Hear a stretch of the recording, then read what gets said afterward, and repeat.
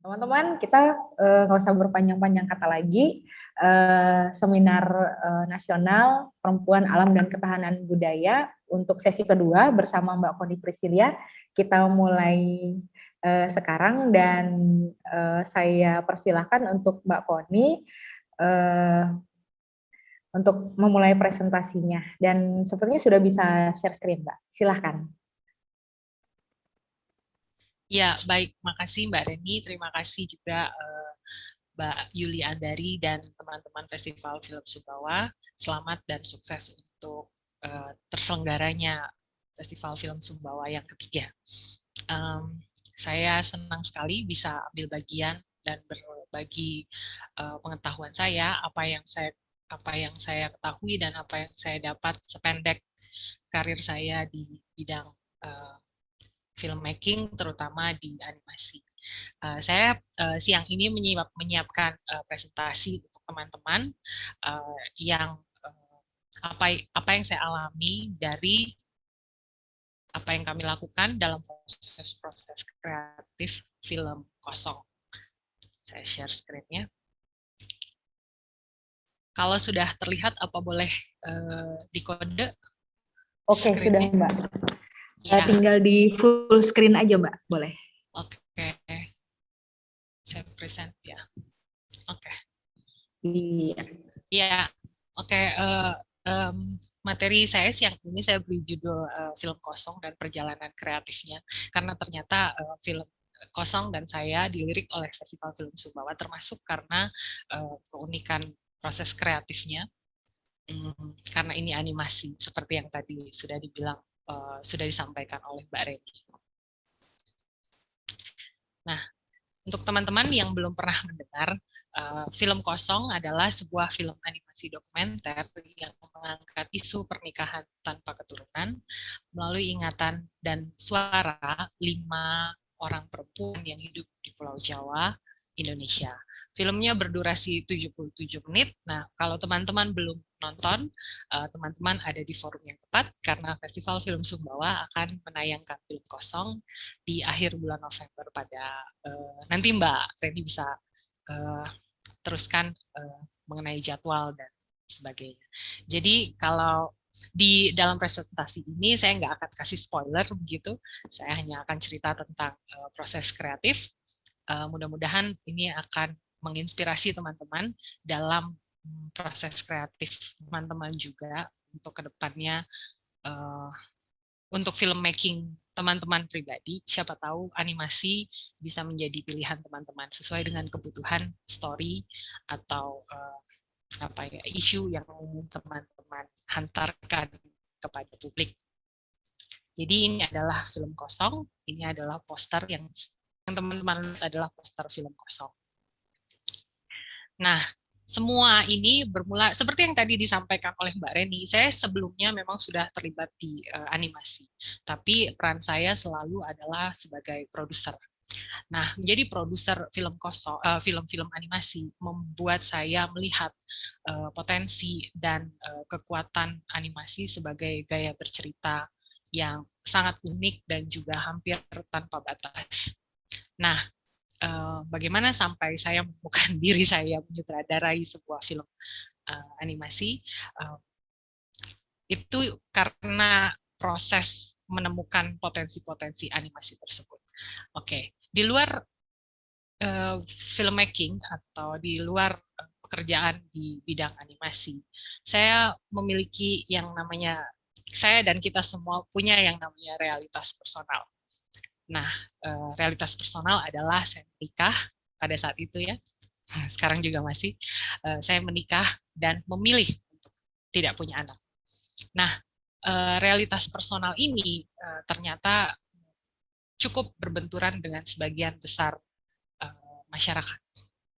Nah, dalam hal ini saya tidak berbenturan dengan keluarga maupun pasangan saya, namun cukup terganggu dengan apa yang ditekankan atau yang dipaksakan masyarakat dalam kehidupan pribadi saya. Dalam hal ini karena tidak punya anak. Nah, berangkat dari realitas personal ini, saya punya keresahan. Tapi apakah sampai di titik ini penting untuk menjadikan keresahan itu sesuatu? Belum. Ketika saya melihat keluar, saya menemukan banyak kisah-kisah paralel. Kisah-kisah paralel itu seperti apa? Teman-teman yang ada di sini mungkin kalau menutup mata sebentar dan membayangkan, pasti menemukan satu atau dua orang perempuan yang ada dalam lingkup pergaulan atau bahkan keluarga teman-teman yang menikah dan tidak punya anak, apapun alasannya. Disitulah kita bisa menemukan kisah-kisah paralel. Entah itu ada di dalam keluarga kita sendiri ataupun ruang lingkup kita yang lebih luas, atau mungkin di kantor, atau mungkin di lingkungan tempat kita berkarya, atau di komunitas kita. Nah, seperti inilah saya menemukan kisah-kisah paralel dari kisah saya. Sampai di sini, saya lalu beranjak pada urgensi. Urgensi itu maksudnya se-urgent apa sih, sepenting apa sih keresahan ini, kemudian harus kita angkat atau harus kita diskusikan. Nah, saya menemukan urgensi itu sudah ada, karena di sebelah kanan ini ada hal-hal yang terancam, dan yang sebelah kiri adalah hal-hal yang adalah kecenderungan yang muncul di masyarakat. Kita mulai dari kecenderungan. Kecenderungan itu bisa menimbulkan stigma. Misalnya perempuan-perempuan yang tidak punya anak memiliki stigma hidupnya tidak lengkap, atau dikasihani, atau bukan perempuan sejati. Kemudian ada kecenderungan juga suara atau opini perempuan-perempuan yang tidak punya anak itu diabaikan. Semua orang berbicara tentang ketidakpunya-anakan mereka, kecuali mereka sendiri. Mereka cenderung menghindar atau cenderung tertutup untuk membicarakan hal ini. Kenapa? Karena sungguh dalam pada kenyataannya suara mereka tidak pernah secara serius didengarkan atau menjadi prioritas. Nah, ini adalah kecenderungan yang mulai mengarah ke sesuatu yang negatif. Lalu tentu saja tekanan-tekanan sosial. Nah, dari sini urgensinya beranjak kepada hak atas tubuh. Saya pribadi percaya bahwa setiap manusia, perempuan, laki-laki, atau apapun gender yang mereka pilih, itu mempunyai hak atas tubuhnya. Nah, hak ini yang mulai terancam diambil oleh masyarakat atau tekanan-tekanan sosial. Lalu yang terancam kemudian adalah kesehatan fisik maupun mental. Nah, di tahap ini tiba-tiba realitas personal saya tadi tidak lagi menjadi milik saya sendiri. Ini adalah kisah-kisah paralel dan isunya sudah urgent untuk diangkat. Di titik ini saya memutuskan saya harus berkarya. Berkarya di permasalahannya, berkarya seperti apa? Bentuknya apa? Nah, ya tentu Mbak Koni kan filmmaker. Berkaryanya pasti menjawab keresahan tentu dengan film. Itu benar. Dan salah satunya. Karena yang saya kenali dan yang akrab dengan saya adalah filmmaking, atau lebih spesifiknya lagi animation filmmaking atau produksi film animasi. Maka produksi film lah yang menjadi ekspresi saya. Namun ada alasan berikutnya, yaitu karena film adalah penanda zaman. Film kosong merekam apa yang fenomena yang sedang terjadi pada masyarakat kita pada khususnya, dan dunia pada umumnya di saat ini. Film kosong penting untuk dibuat karena besar harapan saya dan mungkin juga banyak perempuan bahwa film ini suatu saat hanya menjadi kenang-kenangan dan penanda bahwa sebagai peradaban atau sebagai masyarakat, kita pernah seperti ini. Kita pernah mempersoalkan apakah perempuan pernah punya anak atau tidak. Mungkin kita di masa depan atau anak cucu kita di masa depan atau anak-anak dari ponakan kita kalau kita tidak punya anak akan menonton film kosong dan berpikir bahwa peradaban kita pernah seperti ini ya, jadi sebagai kenang-kenangan. Karena itu saya memilih dari keresahan dan urgensi tersebut untuk membuat film. Nah, film yang seperti apa? Untuk mengetahui film seperti apa, Mbak Koni kan kerjanya di animasi. Pasti langsung memilih untuk animasi. Ya, itu bisa menjadi sesuatu yang natural ya. Saya bisa kapan saja memilih animasi. Tapi sejujurnya, film kosong pada awalnya tidak berbentuk animasi. Yang saya bayangkan tidak berbentuk animasi. Saya membayangkan membuat sebuah film dokumenter yang seperti kebanyakan film dokumenter, merekam wajah subjek, merekam subjek bercerita, kemudian merekam kehidupan sehari-hari subjeknya. Tapi karena saya sendiri adalah salah satu korban dari isu atau pressure seperti ini, saya mengetahui beberapa hal yang dilakukan, yang kita lakukan, atau pendekatan film dokumenter yang live shoot, di syuting, itu tidak nyaman untuk perempuan-perempuan yang ada di dalam pressures untuk memiliki keturunan. Sebentar, ini agak tutupin. Nah, jadi dalam hal ini, film ini pada saat itu punya kebutuhan. Kebutuhannya adalah, yang pertama adalah fokus kepada suaranya, karena suaranya yang tadi masalahnya tidak terlalu didengarkan gitu. Suara perempuan itu sendiri tidak terlalu didengarkan atau tidak diprioritaskan.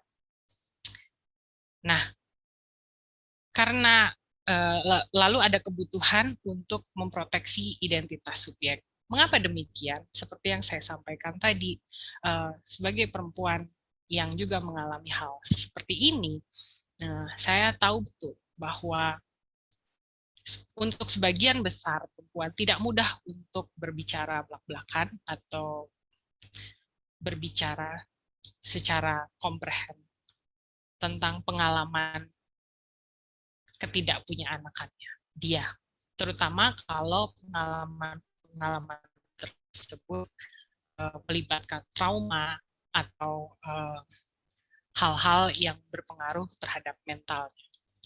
Jadi penting untuk memproteksi identitas subjek. Lalu yang berikutnya adalah pressure dari masyarakat.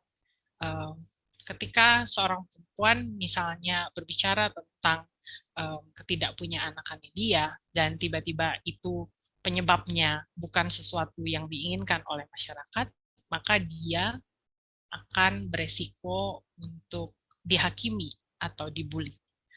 Nah, itu juga kenapa film ini butuh proteksi identitas subjek. Kalau teman-teman nonton, film ini tidak mengulas siapa subjek tersebut, namanya siapa, itu tidak ada di dalam film ini. Nah, biasanya kalau kita mau fokus terhadap suara dan ingin memproteksi identitas subjek atau narasumber, kita syuting misalnya dari punggung, atau kita syuting jarinya, gitu. Nah, sebagai orang animasi, kami punya pilihan yang lebih daripada itu. Dan pilihan itu juga bisa memberikan pengalaman artistik yang berbeda dengan ketika penonton menonton film dokumenter yang di-syuting. Lalu ada juga kebutuhan untuk mencipta metafora. Berbicara tentang trauma, stigma, tentu saja ada ide, ada perasaan, ada harapan, dan lain sebagainya yang bisa lebih banyak diekspresikan dengan membuat adegan-adegan yang tidak bisa di-syuting. Nanti saya akan tunjukkan contoh-contohnya. Nah, untuk itu juga film ini punya kebutuhan khusus. Lalu untuk merekonstruksi ingatan. Nah, pengalaman-pengalaman sosial yang diangkat menjadi sebuah film itu sulit mendapatkan footage. Contohnya, perempuan-perempuan yang tidak punya anak mengalami pressures dalam lingkungan sosial ketika dia datang ke acara pernikahan, ketika dia datang ke arisan atau melayat orang meninggal. Dan semuanya itu tidak ada footage.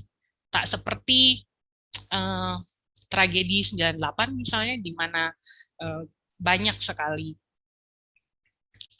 jurnalis yang merekam dan mengambil foto, pengalaman-pengalaman personal, pengalaman-pengalaman sosial yang sangat personal seperti ini tidak direkam. Karena itu kita membutuhkan rekonstruksi dari pengalaman-pengalaman mereka yang ada dalam ingatan mereka. Nah, semua kebutuhan ini mengarah dan menyetujui akan dibuatnya Kosong sebagai film animasi dokumenter. Nah, pertanyaan berikutnya, siapa? Siapa yang menjadi subjek film dokumenter Kosong? Dan ini juga mungkin bisa teman-teman terapkan dalam karya teman-teman.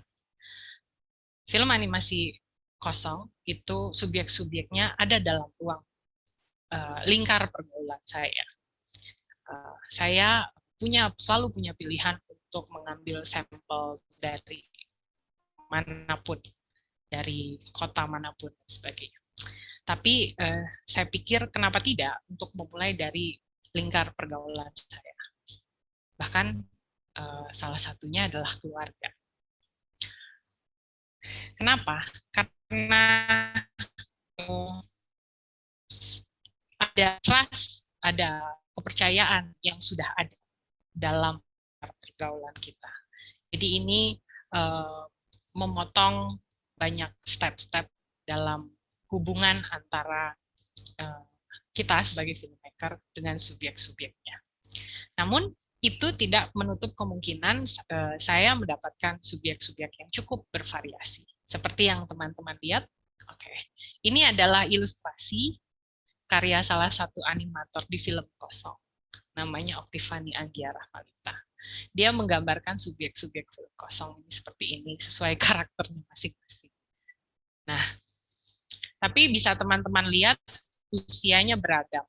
Ada yang 50 tahun, ada yang 30 tahun, ada yang 60 tahun, ada yang usia pernikahannya baru 5 tahun, 3 tahun, ada yang sudah mengalami 2 kali pernikahan, ada yang pengantin baru, ada yang usia pernikahannya tidak sampai 11 tahun karena akhirnya bercerai karena permasalahan anak tersebut. Jadi dari yang saya lakukan terhadap film Kosong, saya mengajak subjek dari ruang lingkup pergaulan saya sendiri.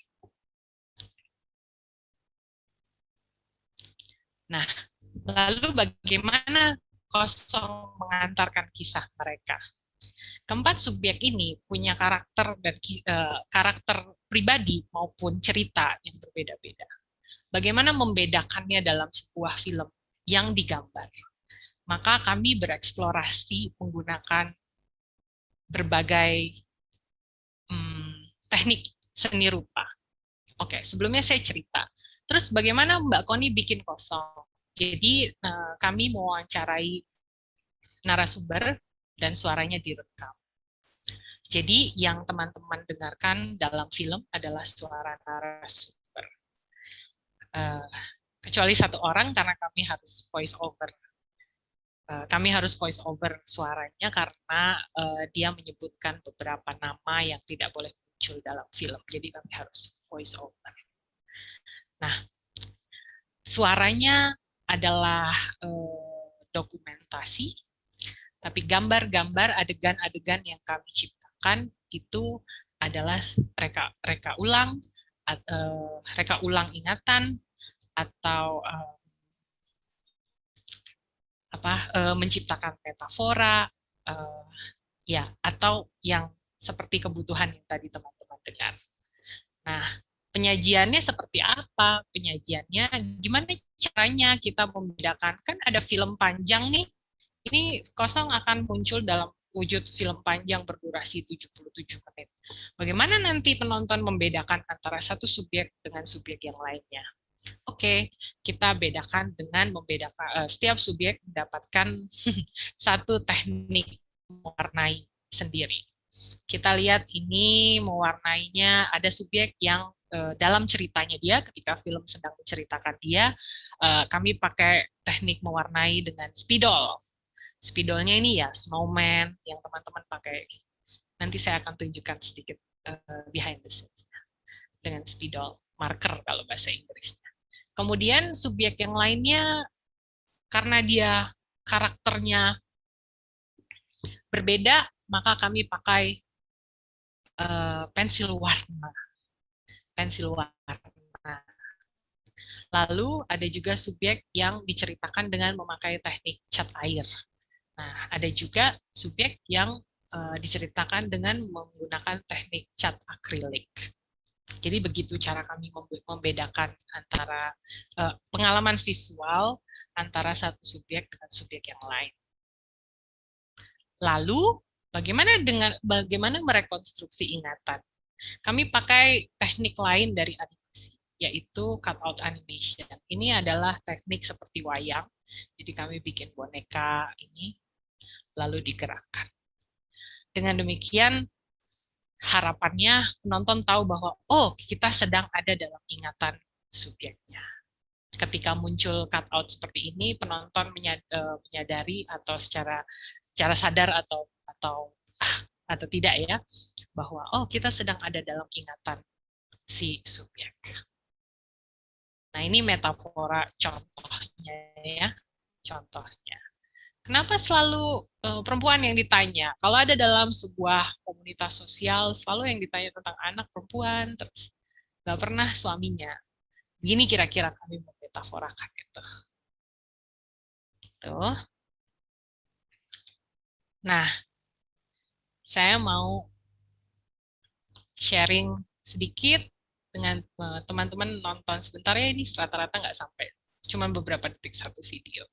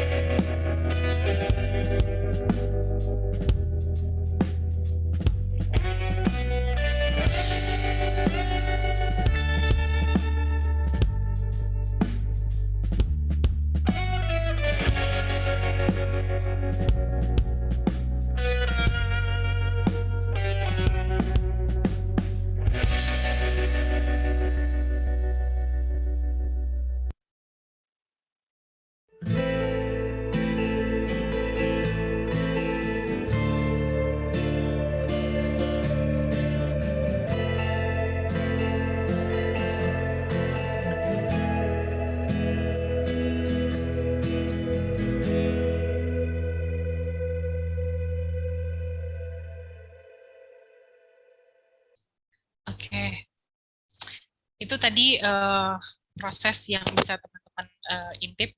Sebenarnya ini kebalik ya, biasanya nonton filmnya dulu terus bisa behind the scenes ya. Tapi nggak apa-apa. Nah, pertanyaan berikutnya adalah bagaimana untuk mempertahankan diskusi. Karena kita tahu film rata-rata orang menonton hanya 1 kali, paling banyak 2 kali. Lalu bagaimana untuk terus-menerus mendiskusikan atau membuat orang mengingat dan mendiskusikan isu ini. Karena itu kami juga bekerja sama dengan musisi, kelompok musik nada bicara. Kelompok nada bicara, kelompok musik yang memang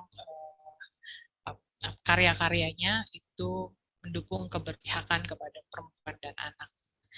Nah, jadi mereka menciptakan 4 lagu khusus untuk film Kosong dengan syair-syair seperti yang teman-teman lihat di layar Tatapan Tak Bersembunyi. Jadi syair-syair ini mencoba untuk mensarikan pengalaman-pengalaman atau opini-opini setiap narasumber yang ada dalam film Kosong. Tapi juga mewakili yang sebagian besar opini-opini perempuan di luar film Kosong. Nah, dengan demikian setiap kali orang-orang mendengar lagu-lagu ini, mereka tahu dan mereka mengingat ada film Kosong dan mereka setidaknya mengingat kembali wacana, syukur-syukur berdiskusi tentang isu tersebut. Nah, ini lagu-lagunya bisa teman-teman dengarkan di Spotify Nada Bicara. Semuanya ada di sana. Oke. Lalu kemudian bagaimana juga untuk melanjutkan diskusi? Caranya ya kami bekerja sama dengan komunitas-komunitas dimanapun di seluruh Indonesia untuk mengadakan pemutaran yang diikuti dengan diskusi yang berkaitan dengan isu maupun film itu tersebut. Nah, rangkaian pemutaran ini kami beri judul 100 layar kosong. Nah, termasuk yang besok akan diadakan oleh Festival Film Sumbawa. Nah, ini adalah contoh-contoh yang sudah terlaksana, dan ini masih akan berlangsung terus sampai 2 tahun setelah rilisnya Film Kosong. Film Kosong rilis tanggal 9 September 2020 pada waktu pandemi. Jadi 2 tahun setelahnya, kenapa selama 2 tahun film Kosong akan diputar baik di festival maupun di layar-layar komunitas atau layar-layar alternatif seperti ini. Kenapa 2 tahun? Karena setelah 2 tahun, film Kosong akan menjadi milik publik. Kalau teman-teman nonton di filmnya, ada tulisan ini. Film Kosong lisensinya adalah Creative Commons Attribution. Jadi ketika film Kosong menjadi milik publik 2 tahun setelah rilisnya, maka publik bisa melakukan apapun pada dasarnya terhadap film ini. Boleh dikompilasi, boleh dipotong-potong, boleh sepanjang tidak mengkhianati tujuan atau kelompok-kelompok yang dibela oleh film ini. Nah, seperti itu teman-teman, sudah 1 tahun film Kosong rilis. dan adalah kebahagiaan kami untuk melihat tidak film ini diputar dan diapresiasi, tapi lebih kepada penonton merasa sangat dekat dengan isu yang dibicarakan oleh film kosong. Meskipun film ini tidak di-syuting dan mereka tidak melihat wujudnya, tapi mereka tetap bisa merasakan relatabilitas seperti komentar-komentar yang kami rekam di layar ini. Nah, oke, presentasinya sudah selesai. Mungkin saya bisa minta tolong panitia untuk memutarkan trailer film kosong supaya teman-teman ada gambaran dan penasaran untuk besok datang ke pemutaran layar tancap. Silakan Mbak Reni.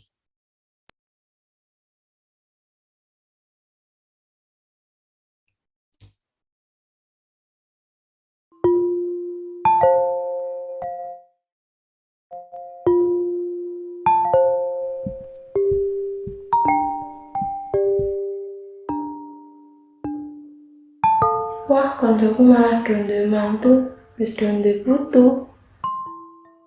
Kita umur segini belum punya apa-apa, istilahnya begitu.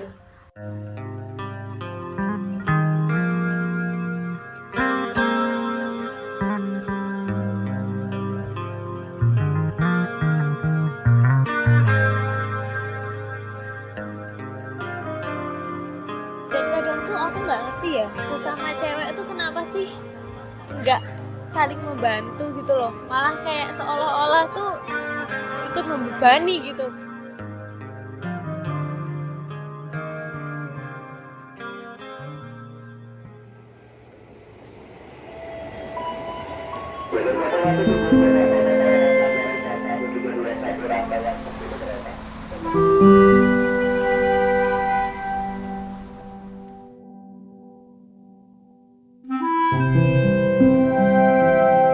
Saya bisa mencintai anak-anak bukan hanya anak yang harus keluar dari rahim saya sendiri.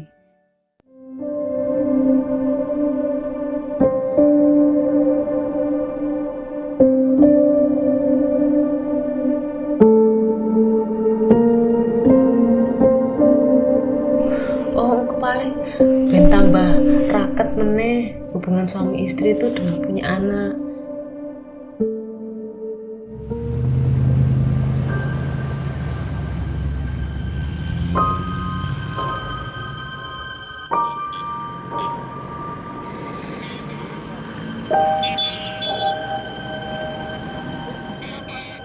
Itu bukan suami yang sama istri dulu ya ada, jadi kamu yang gabuk, tahu kan gabuk, ambil itu gabuk.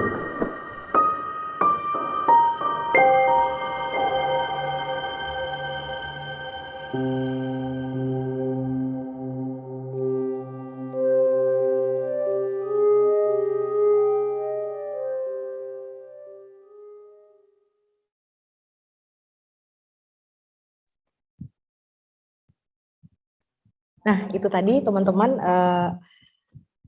trailer dari film kosong yang nanti bisa disaksikan juga bersama-sama dengan film dari Mbak Fani juga, UNI, kemudian filmnya Mbak Ucu juga nanti di program Layar Tancap Festival Film Sumbawa. Jadi untuk kawan-kawan yang berdomisili di Sumbawa atau ya mungkin di Pulau Sumbawa, bolehlah nanti langsung bergabung dengan kami dan jangan lupa lihat informasinya di Instagram kami di Festival Film Sumbawa.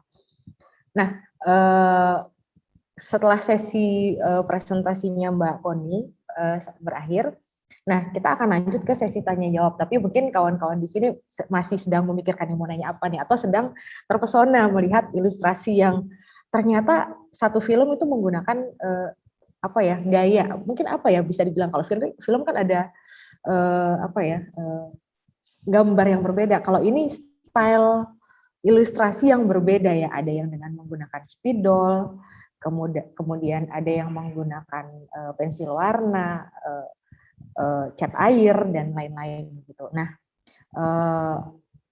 apa sih Mbak Koni kenapa kemudian memilih medium itu? Kenapa bukan animasi? Apakah mungkin 3 dimensi atau bentuk-bentuk yang lain gitu? Ini kan apalagi yang menggambar satu demi satu itu kan effort banget, dan itu ada total berapa ilustrasi yang harus digambar oleh ilustratornya. Itu kira-kira gimana tuh Mbak? Proses detail seperti itu mungkin boleh diceritakan. Iya, jadi ada alasannya juga kenapa memilih manual seperti itu. Jadi sebagian besar film kosong itu di tracingnya di digital, kemudian di print, baru diwarnainya manual.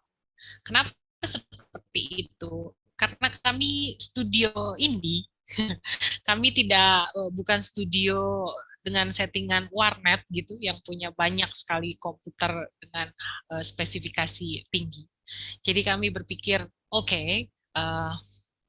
ditambah waktu itu kosong ini kan hampir pada awalnya hampir tidak ada biaya, kemudian datanglah pertolongan dari Cipta Media Ekspresi, dan itu pun dana yang diberikan itu separuh dari yang kami butuhkan. Jadi bagaimana caranya untuk bisa tetap produksi, bisa tetap berjalan dengan tanpa membutuhkan komputer-komputer dengan spesifikasi tinggi. Karena kan kalau kita mau bikin 3D atau sepenuhnya digital meskipun 2 dimensi, itu akan membutuhkan komputer-komputer yang banyak.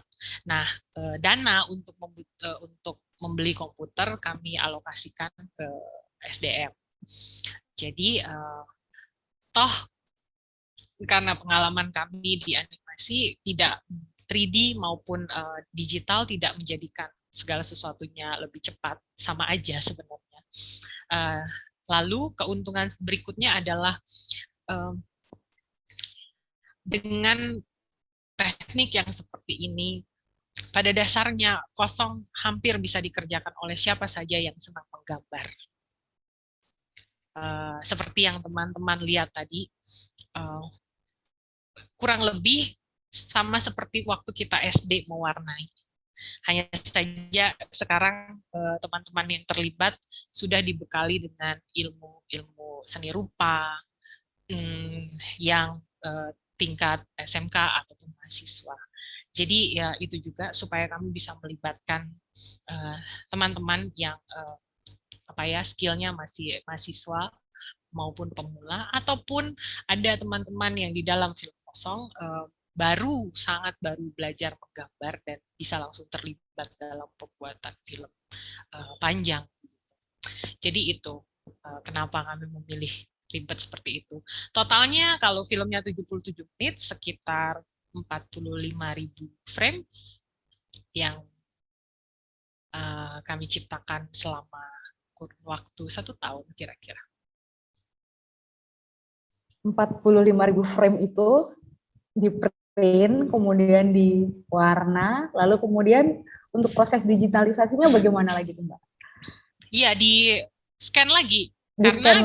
Itu juga, tadi saya lupa cerita. Dengan di print, kemudian digambar manual, lalu kita scan lagi, kita bisa dapat resolusi 2K atau bahkan 4K. Jadi dia bisa gambarnya, teksturnya, cat air atau krayon itu penonton bisa tetap melihat gitu.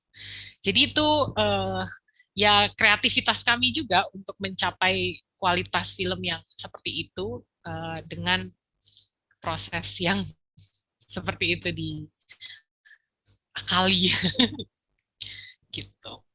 Nah, bicara soal tekstur, detail dari ilustrasi ini, saya jadi teringat satu film fiksi panjang tentang Van Gogh yang dibuat itu dengan cat air ya, dan kemudian dianimasikan. Saya ngelihat behind the scene-nya seperti itu, dan saya pikir, wah, kalau di luar negeri ini memungkinkan banget, di Indonesia ada nggak ya? Itu ternyata memang ada, dan dan Mbak Koni bilang ini studio indie dan bukan studio besar dengan settingan warnet gitu, dan saya merasa bahwa ini adalah satu peluang yang saya sendiri nggak kepikiran sebelum sampai akhirnya saya melihat karyanya Mbak Koni gitu. Dan mungkin kawan-kawan yang ada di sini juga, para partisipan yang ada di sini yang sejak tadi itu sangat beragam. Nah mungkin juga ada di antara kawan-kawan yang sama sekali tidak familiar dengan animasi. Kalau di Sumbawa mungkin kalau nanya animasi kepada anak-anak kecil, anak-anak muda gitu. Animasi apa nih? Upin Ipin mungkin, Nusa atau Bobo Boy atau mungkin Tom and Jerry yang semuanya itu full dengan imajinasi. Nah, di sesi yang awal itu kita sudah berbicara dengan Mbak Fani Hotimah mengenai bagaimana isu dan realitas di dalam film dokumenter gitu. Lalu kemudian bagaimana film dokumenter melihat rangkaian peristiwa, events itu untuk kemudian menjadi satu narasi. Nah, sejauh mana nih Mbak, kalau animasi ini kan menjadi satu mediumnya aja kan, jadi gambarnya saja gitu. Nah, bagaimana soal realitas ketika ketika Mbak riset gitu dan sampai akhirnya akhirnya kemudian memutuskan saya akan mengangkat kisah tentang 5 perempuan ini, pertimbangannya seperti apa, dan kemudian pertimbangan artistik misalnya karakter A menggunakan spidol, karakter ini menggunakan pensil warna gitu. Itu untuk membagi karakter per karakter dan kemudian untuk metafora menggunakan ini. Mungkin bisa diceritakan Mbak keputusan-keputusan kreatifnya seperti apa?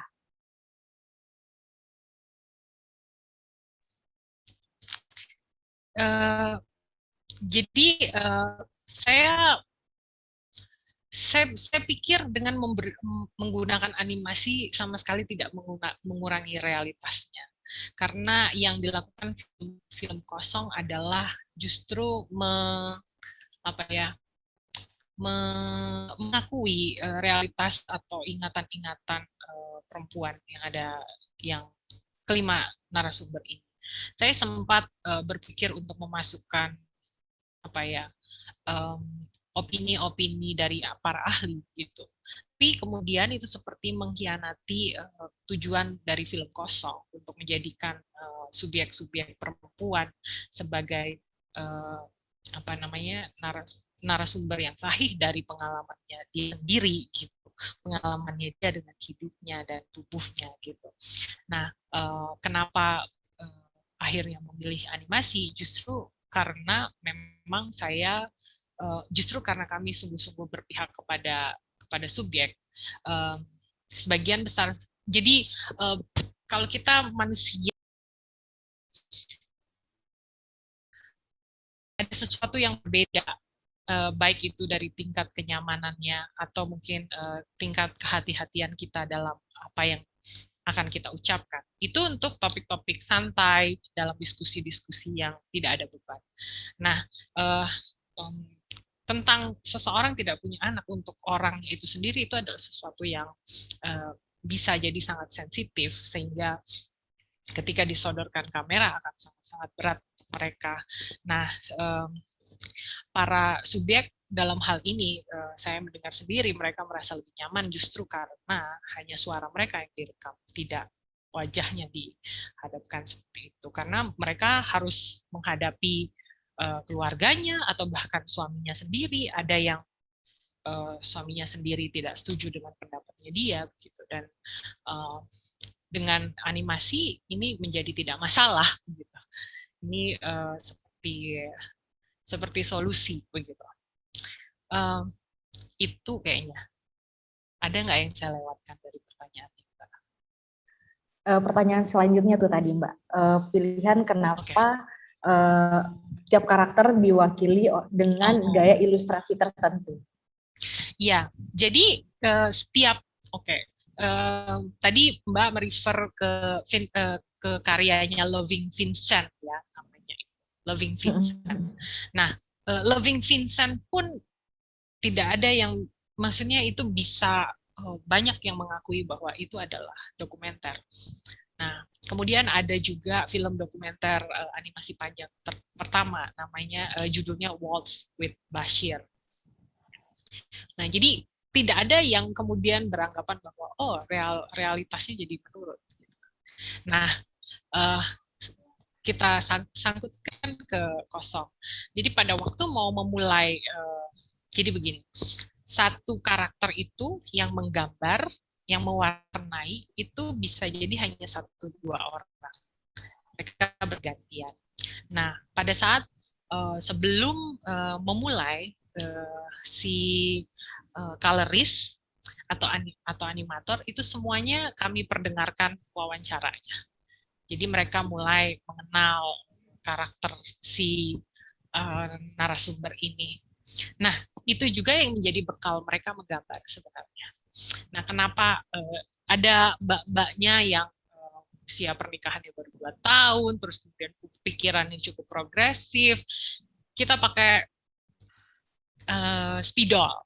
Jadi itu lebih mewakili karakternya, lebih ke sekarang, dia nggak buru-buru memutuskan, gitu, masih karakternya agak fluid.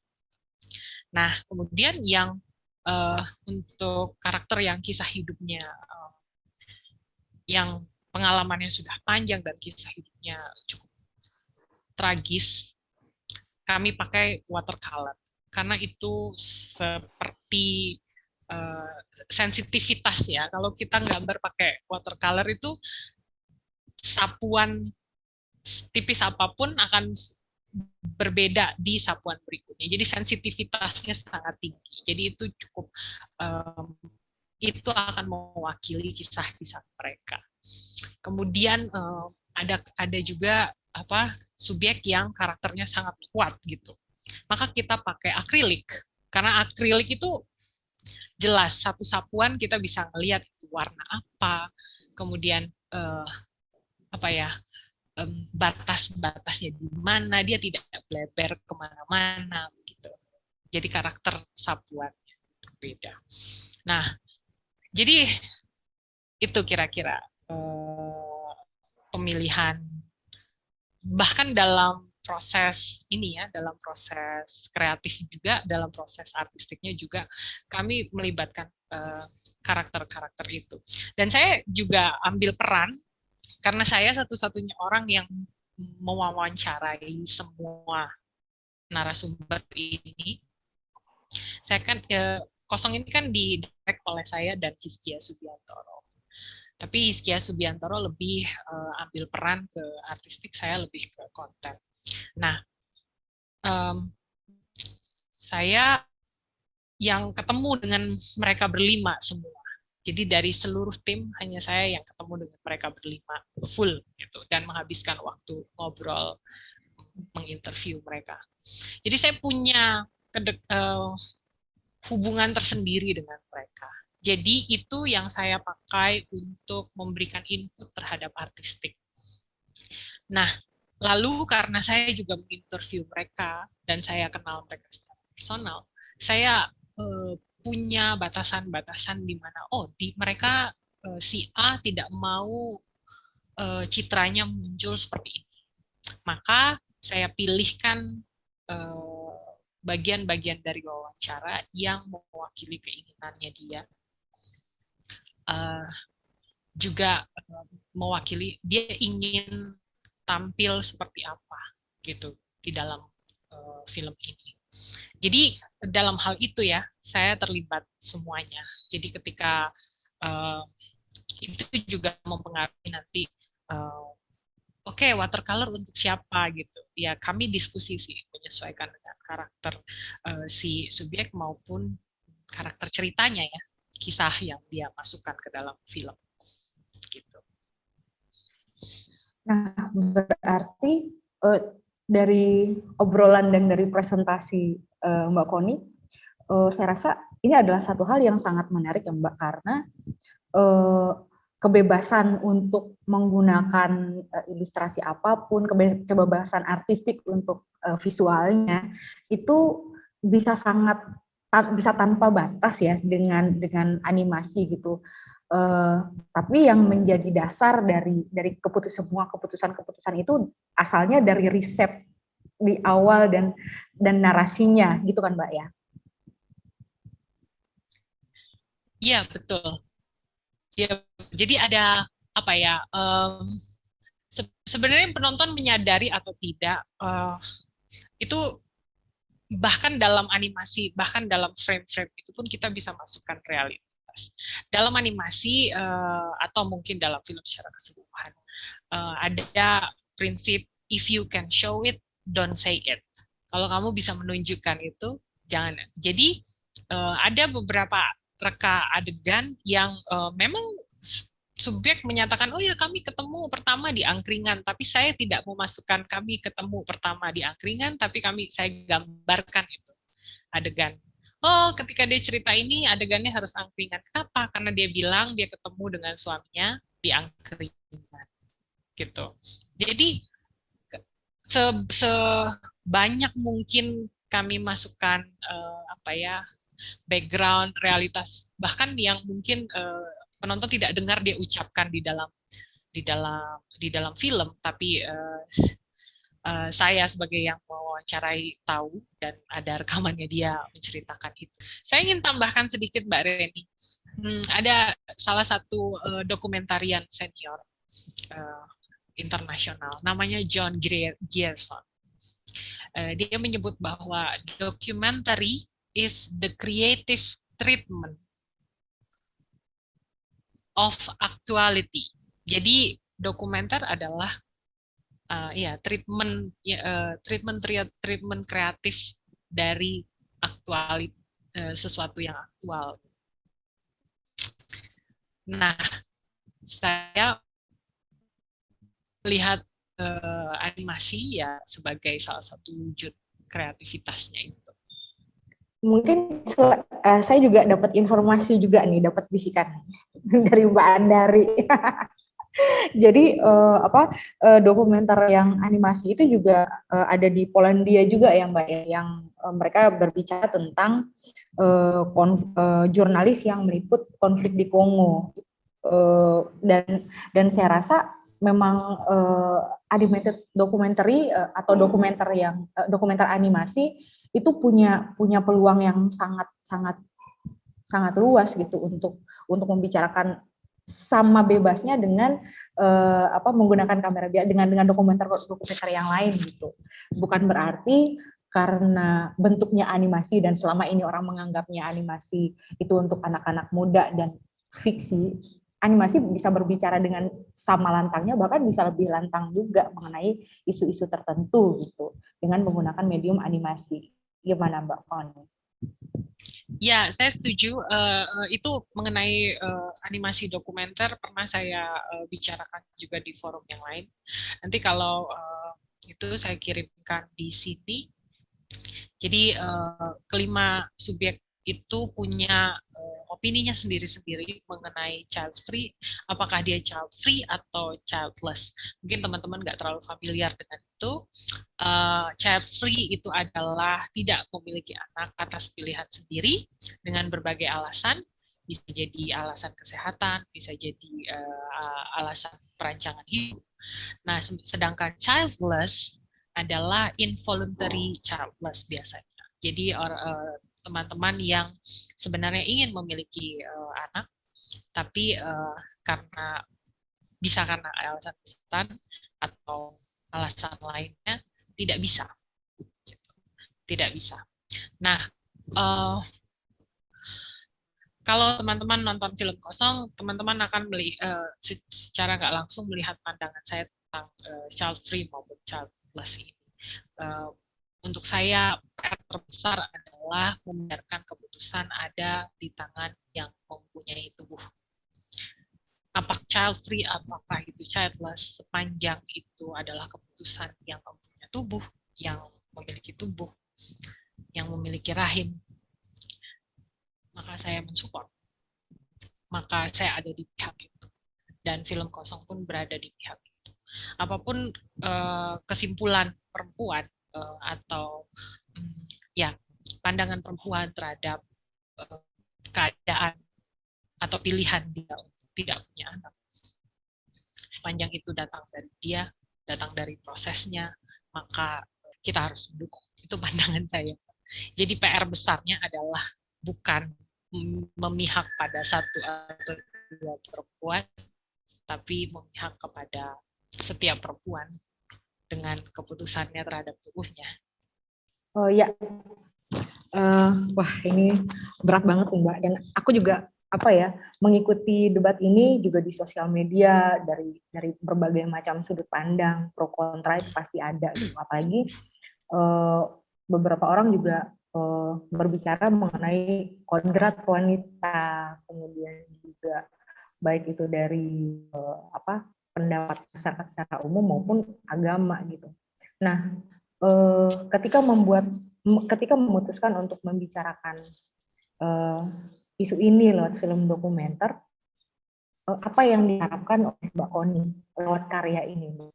Goal kami adalah setidaknya ketika berbicara tentang punya anak atau tidak, menggunakan fungsi rahim atau tidak, yang menjadi prioritas untuk didengarkan adalah yang punya tubuh itu sendiri. Bukan orang lain, bukan kelompok lain, atau bukan jadi itu menjadi prioritas. Dengarkan dulu, karena itu saja adalah PR yang masih kita abaikan. Jadi dalam hal diskusi seperti ini, kenapa film kosong itu suaranya subjek yang benar-benar kita fokus.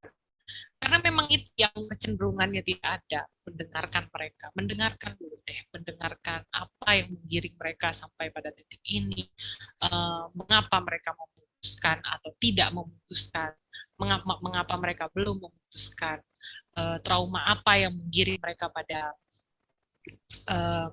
keadaan atau keputusan mereka.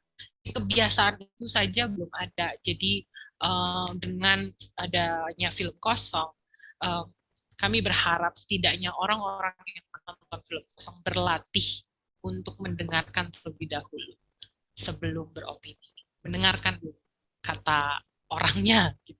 Karena film kosong kan ya isinya suara ya. Pada dasarnya film kosong itu penonton diajak untuk mendengarkan suaranya subjek dengan disuguhi gambar-gambar. Gambar-gambar kami yang 45.000 itu hanya pengantar. Yang lebih penting adalah apa yang mereka katakan, apa yang mereka harapkan. Saya rasa, wah ini satu insight yang menurut saya sangat menyentuh ya, karena tujuan dari film ini pun juga memang secara sederhana agar isu ini didengarkan dulu. Perempuan-perempuan yang ada di kondisi ini, mau childless maupun child free, kadang-kadang tidak didengarkan, tapi selalu dikomentari, padahal tidak diminta untuk dikomentari oleh masyarakat. Nah, kawan-kawan yang hadir di sini, kita boleh loh membuka diskusi soal ini. Mungkin terlepas dari diskusi soal secara teknis film dokumenter seperti apa, animasi seperti apa, kali ini kita coba berdiskusi tentang sebuah isu nih. Ini adalah isu yang sangat menarik, ini sangat sensitif, yang kalau kita bicarakan dengan keluarga kita di rumah, dengan orang tua kita di rumah, mungkin mereka akan bertanduk mungkin, atau aduh nanti keturunanku akan seperti apa. itu adalah, tapi ya memang disadari atau tidak, ini adalah sebuah hal yang memang sangat biasa terjadi di lingkungan kita sehari-hari, dan Mbak Koni dan Mbak Fani juga punya kesamaan gitu, bahwa mengangkat sebuah isu yang erat dan dekat sekali dengan beliau gitu. Nah, kawan-kawan di sini juga mungkin ini juga bisa menjadi inspirasi untuk bagaimana sih caranya mencari ide dokumenter, karena dari tadi kan pertanyaannya banyak sekali yang ingin tahu gitu, memulai untuk membuat film dokumenter, gimana sih mencari ide gitu, dan terkadang ide itu sangat jauh, padahal isu yang terdekat dari kita bisa digali. Nah, dari proses Mbak Koni, mungkin di awalnya saya pengen tahu juga sih, di CV-nya kan di bidang bisnis dan manajemen, itu kerjaannya di awalnya apa, kemudian memutuskan untuk menyeberang ke dunia seni yang mungkin kalau saya bisa bilang ini satu dunia yang terkait tapi sangat berbeda kan ya gitu. Oke, seni memang tetap butuh bisnis, tapi menurut saya latar belakang Mbak Koni sebagai di bisnis dan manajemen ini pasti juga akan berpengaruh di pembuatan film dan di prosesnya gitu. Nah, bagaimana nih dua hal ini nih bisa bersatu di Mbak Koni? Gitu. Gimana Mbak? Ya, sebenarnya saya senang berkesenian dari kecil, tapi karena saya saya besar di satu kota yang tidak ada komunitas dan ekosistem seni, saya besar di Pulau Batam. Pada waktu itu belum ada ekosistem seni yang bisa menampung saya. Jadi saya jadi shadow artist kalau katanya orang-orang.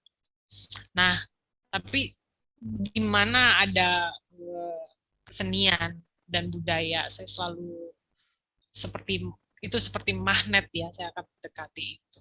Lalu kemudian saya dapat pasangan yang mengajak saya pindah ke Jogja, yang mempertemukan saya kembali dengan seni dan budaya. Nah, di sini kemudian saya mencari saya mau di mana berkaryanya, dan akhirnya ketemu animasi. Saya senang juga karena di animasi pada dasarnya saya bisa menjadi orang di belakang. Saya bisa tetap berkesenian, tapi bisa juga menjadi orang di belakang layar, kemudian menjadi independen, saya bisa terapkan ilmu-ilmu manajemen saya, gitu. Jadi ya lumayan, jadi nggak perlu hire orang lain gitu untuk jadi produser atau manajer produksi.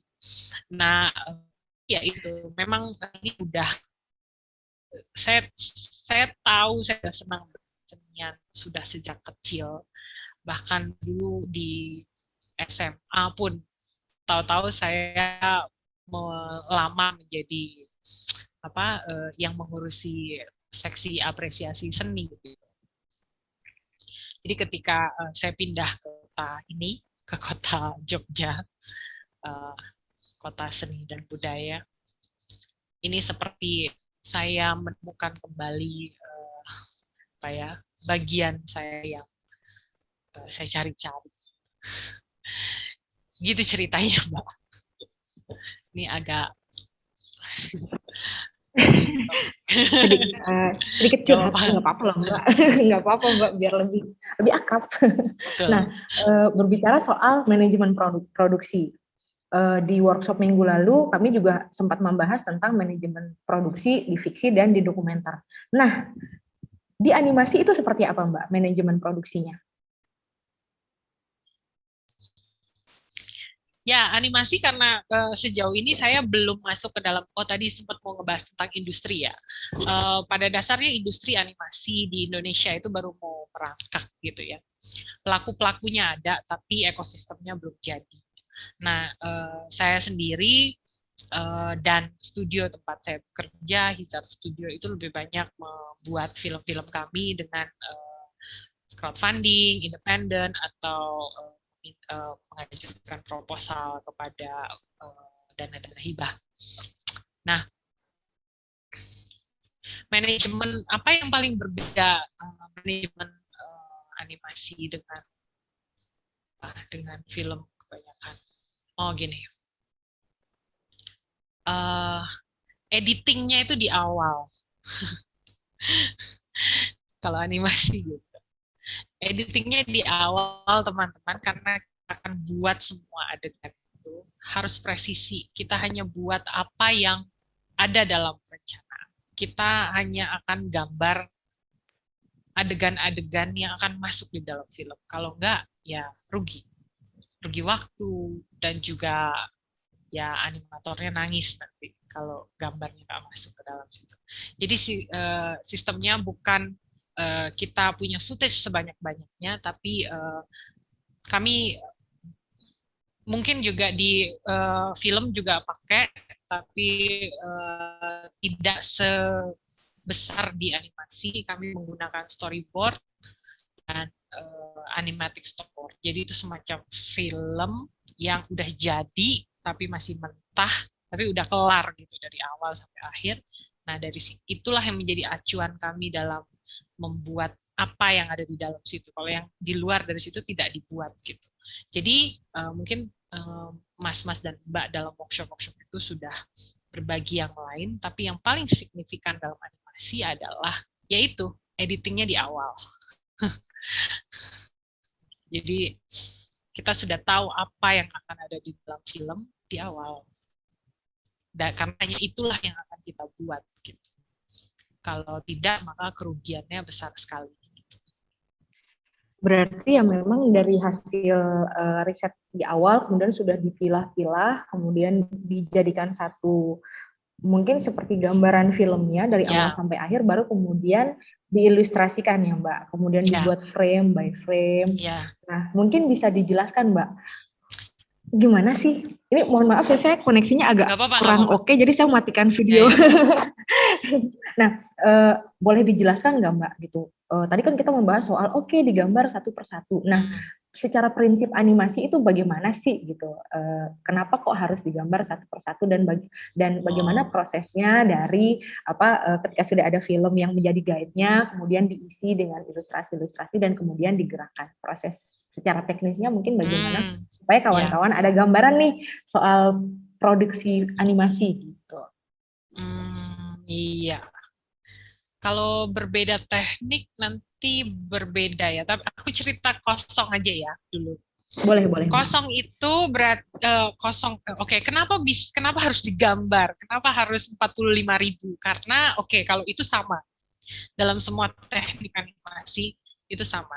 Nah, kalau teman-teman nonton film biasa, dalam 1 detik itu ada sejumlah frames. Nah, di animasi itu frames-nya dalam 1 detik bisa 24, bisa 12, bisa 8. Atau bisa juga 18. Jadi 1 detik. Ya, jadi kalau filmnya 77 menit, teman-teman kalikan saja. 77 menit itu berapa detik dikalikan jumlah frame di dalamnya. Jumlah frame di dalamnya itu tergantung style yang ingin kita dapatkan. Kalau Mickey Mouse atau film-film Disney itu 24 gambar 1 detiknya. Kalau anime itu rata-rata 8 sampai 12 gambar dalam 1 detiknya. Nah, film kosong itu bisa dari 12 sampai 18 gambar per detiknya. Nanti itu berpengaruh terhadap apa? Terhadap apakah kita mau gerakannya mulus sekali atau agak patah-patah. Tadi teman-teman nonton trailernya itu agak patah-patah, tapi bukan seperti itu ya.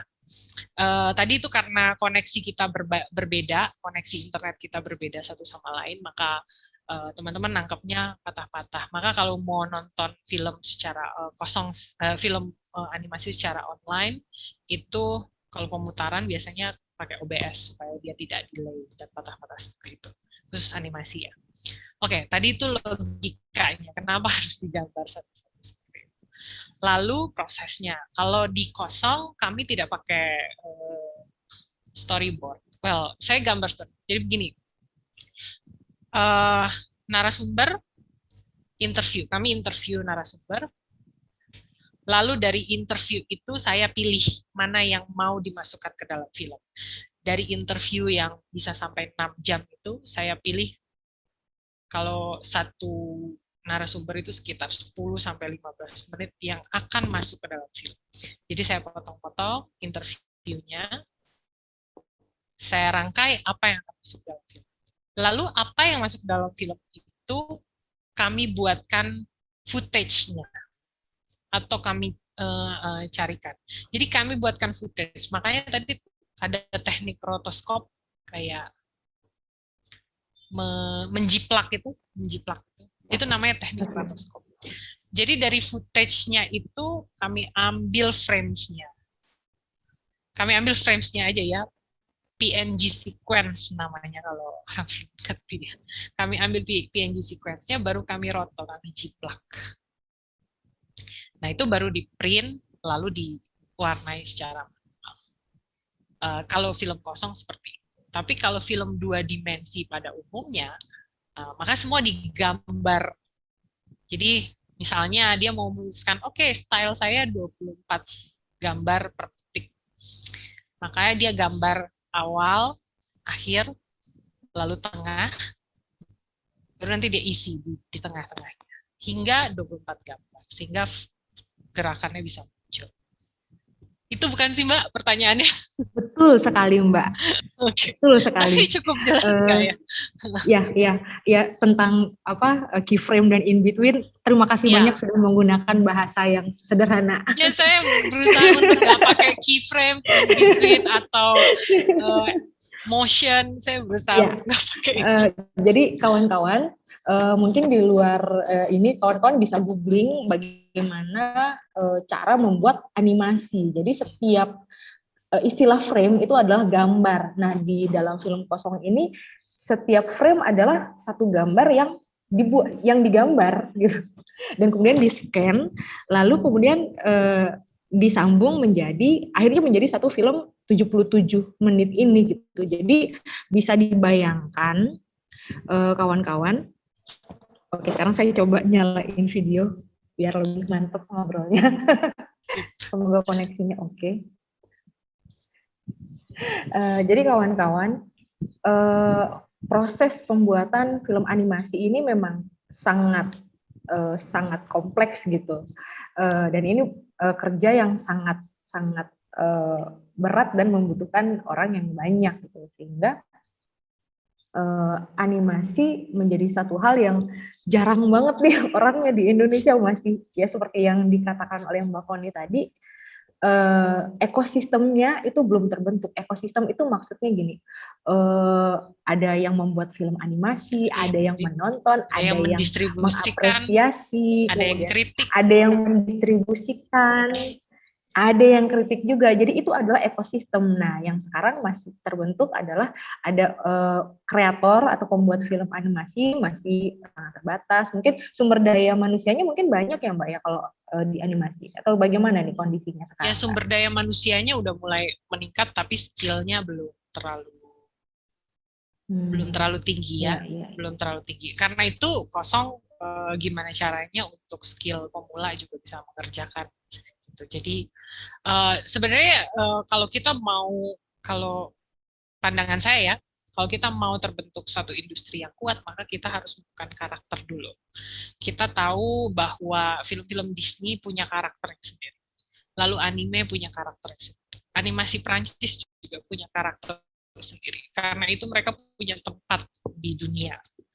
Nah, sepanjang kita belum menemukan itu, maka industrinya tidak bisa dibuat ideal. Dan industri menjadi ideal itu karena ada independen. Independennya menemukan karakter, nah industri yang melakukan dan melipat gandakan itu menjadi sebuah penghasilan negara gitu, atau itulah ekonomi kreatif kalau bahasanya. Widih, sudah mulai berat administratif. Udah bahasa. Nah, berbicara soal itu nih Mbak. Terus posisi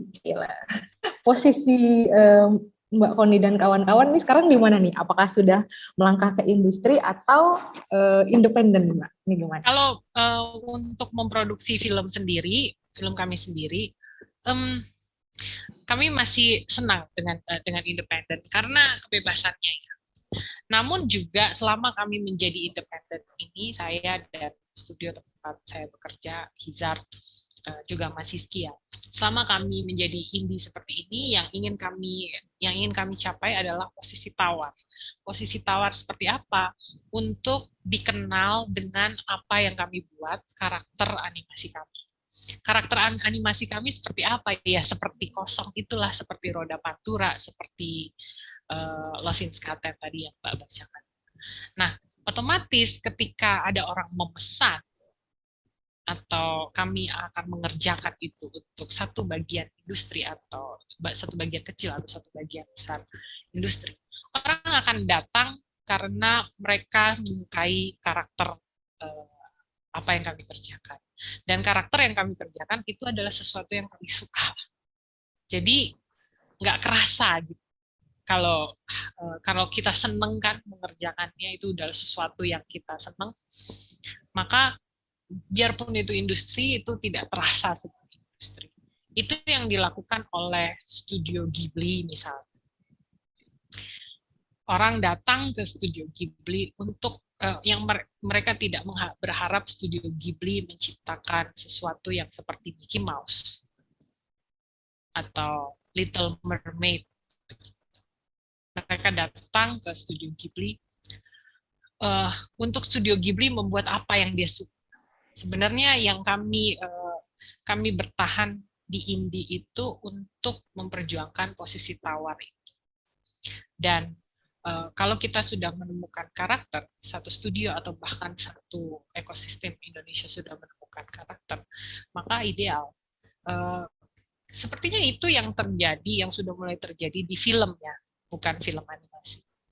Jadi itu sih yang kami harapkan. Jadi bukannya anti industri, tapi lebih kepada ketika kita masuk industri, posisi tawar kita kuat. Nah, terus dapat uangnya dari mana dong Mbak gitu? Kalau film di bioskop kan bisa dapat bagi hasil tiket nih gitu. Kalau dibebasin terus gimana dong? Berarti nggak ada keuntungannya atau gimana nih Mbak? Oke, kalau khusus untuk film kosong, pada dasarnya kami nggak menggunakan uang kami sendiri untuk produksi, kan? Kami mendapatkan dana hibah. Lalu gimana dana hibah itu kurang gitu? Maka kami membuka crowdfunding. Kami mencetak kaos, kami mencetak merchandise, dan itu terjual. Maka kami bisa menyelesaikan produksi. Kalau kita mau bertanya kepada setiap filmmaker, kemungkinan besar, terutama ya filmmaker yang datang dengan ide ceritanya sendiri, sebagian besar itu sudah happy kalau filmnya selesai. Film yang baik adalah film yang selesai kan gitu. Nah, itu bukan satu masalah di film shoot, tapi itu satu jargon dan juga sarkasme di animasi karena banyak sekali proyek animasi yang tidak selesai. Nah, oke, ini saya meremen. Bentar. Oke ya. Nah, jadi tadi kemudian distribusi. Terus distribusinya gimana? Nah, pada dasarnya karena kami tidak mengeluarkan dana produksi, jadi itu dari dana hibah, kalau untuk kosong ya, itu dari dana hibah plus crowdfunding, maka sudah sewajarnya lah filmnya kami serahkan kembali kepada publik. Iya kan? Nah, gimana dengan, terus lalu kami dapat uang dari, keuntungannya animasi adalah banyak produk turunannya. Karena proses artistik yang seperti itu, kami bisa membuat artbook. Iya, kami bisa membuat artbook dan kami bisa mencetak ulang merchandise-nya. Jadi banyak sekali kreativitas yang kita bisa ciptakan karena memang selama proses membuat film itu udah banyak art yang dibuat, 45.000 itu tadi. Bahkan seperti yang dilakukan Loving Vincent juga, mereka menjual, kan ketika perekrutan mereka waktu mereka merekrut, kan Loving Vincent itu mereka tidak merekrut animator, tapi mereka merekrut pelukis. Nah, ketika kayak audisi pelukisnya itu ada banyak sekali lukisan ala atau stylenya Vincent van Gogh yang diciptakan. Nah, itulah yang kemudian mereka jual untuk sebagai crowdfunding. Kosong pun begitu, ada 45 gambar yang bisa kami serahkan kepada siapa saja yang mau mengkoleksi dan kemudian mereka bisa menyumbang apalah gitu untuk karya kami berikutnya. Lalu apalagi ya?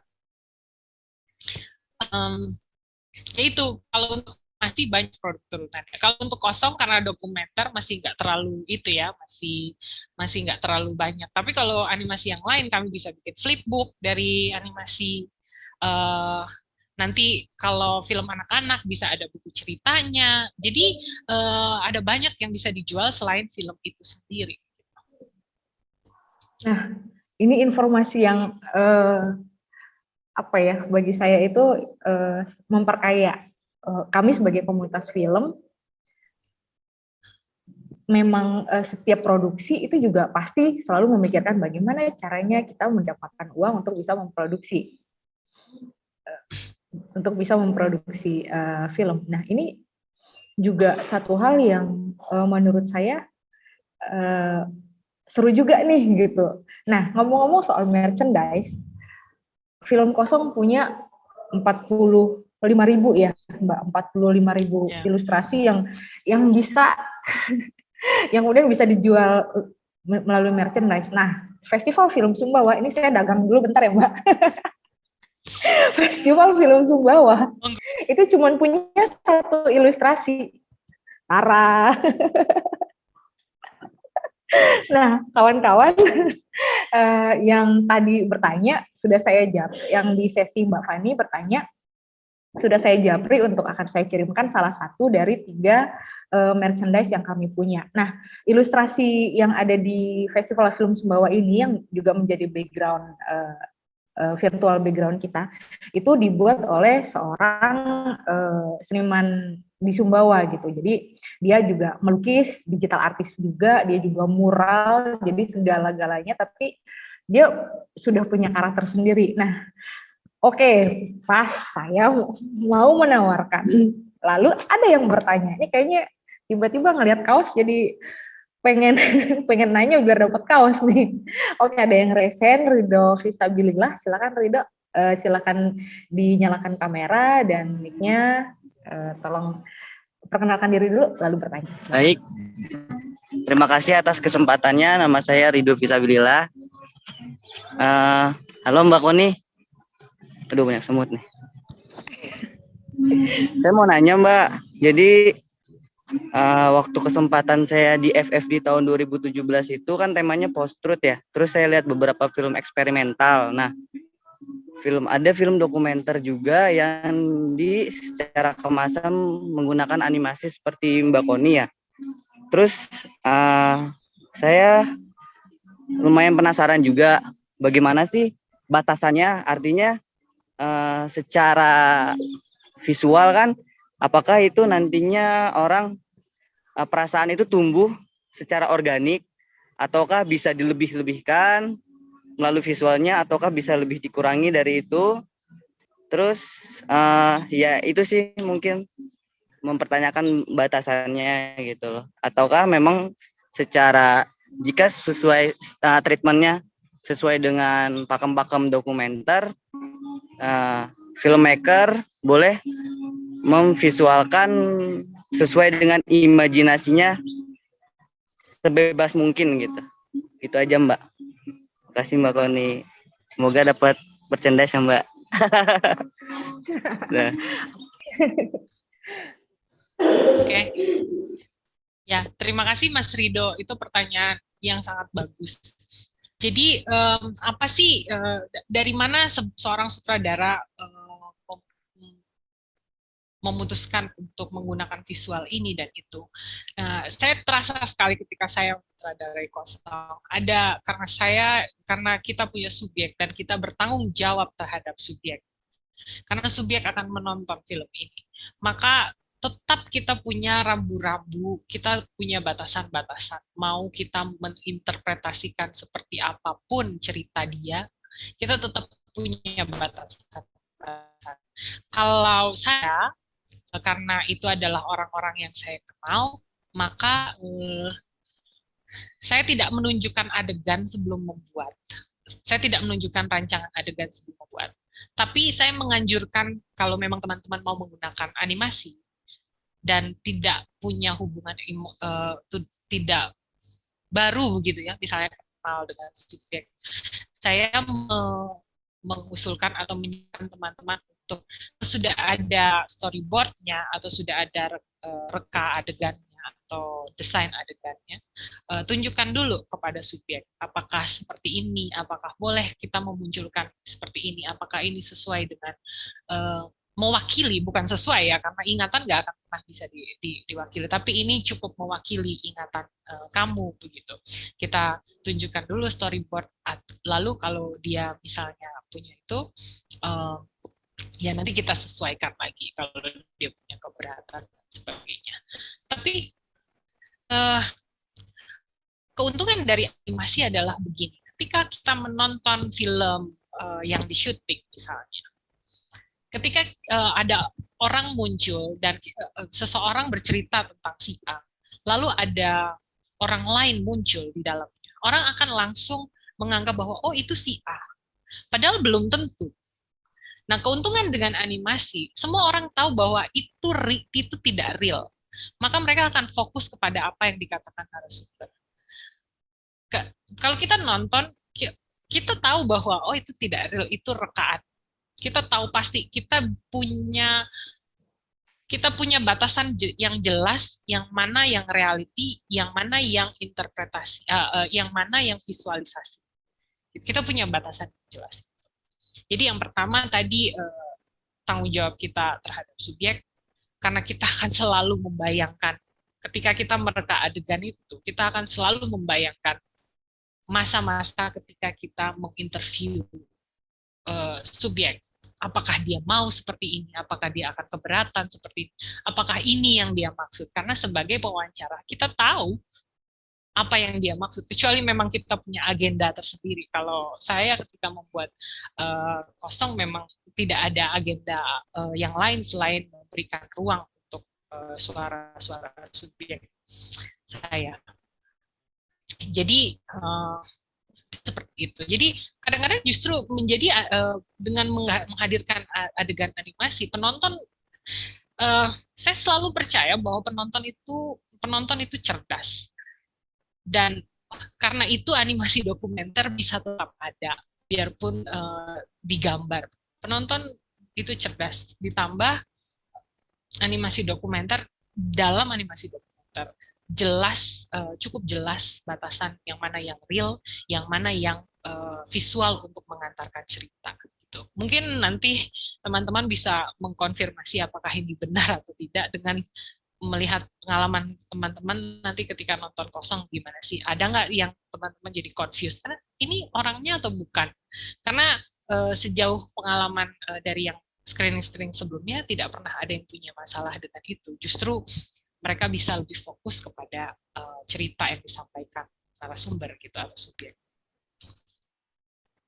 Gimana Mas Rido menjawab pertanyaan? Terjawab sih Mbak. Makasih banyak Mbak Koni. Oke, terima kasih banyak Rido atas pertanyaannya.